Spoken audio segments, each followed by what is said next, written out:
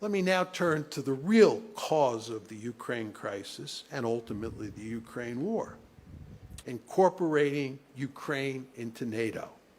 The strategy was set in motion at NATO's annual summit in Bucharest in April 2008, when the alliance announced that Ukraine and Georgia will become members. That's in quotes, will become members.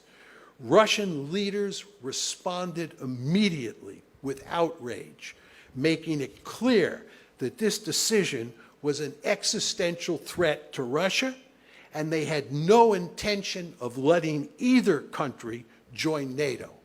According to a respected Russian journalist, Putin, quote, flew into a rage and warned that if Ukraine joins NATO, it will do so without Crimea and the eastern regions. It will simply fall apart.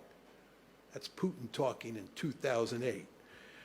William Burns, who is now the head of the CIA, was then the U.S. ambassador to Moscow. This is at the time of the Bucharest summit. He wrote a memo to Secretary of State Condoleezza Rice that succinctly describes Russian thinking about Ukraine joining NATO. And you want to pay very careful attention to what Burns said, and then what I'm going to tell you Angela Merkel has recently said. This is Burns. This is his memo. He's the U.S. ambassador in Moscow. It's his memo to Secretary of State Condoleezza Rice. Quote, Ukrainian entry into NATO is the brightest of all red lines for the Russian elite, not just Putin.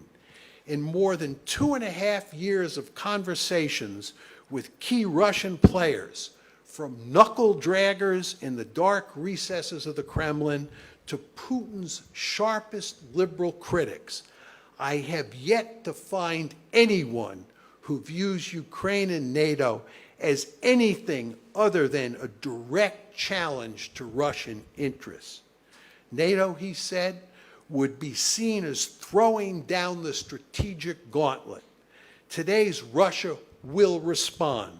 Russian-Ukrainian relations will go into a deep freeze. It will create fertile soil for Russian meddling in Crimea and eastern Ukraine. Burns, of course, was not the only policymaker who understood that bringing Ukraine into NATO was fraught with danger. Indeed, at the Bucharest summit, at the summit itself, both German Chancellor Angela Merkel and French President Nicolas Sarkozy were opposed to moving forward on NATO membership for Ukraine because they feared it would infuriate Russia. Angela Merkel recently explained her opposition in an interview. I'm quoting Angela Merkel, I was very sure that Putin is not going to let this happen. From his perspective, that would be a declaration of war. Think about what Merkel, who opposed it in April 2008, is saying. She's saying that she knew that Putin would interpret it as a declaration of war. In other words, putting Ukraine in NATO would be a declaration of war. And Burns has just told you that Putin's not an anomaly, that every Russian member of the foreign policy elite, including the knuckle draggers in the recesses of the Kremlin that he has talked to, view it just as Putin views it.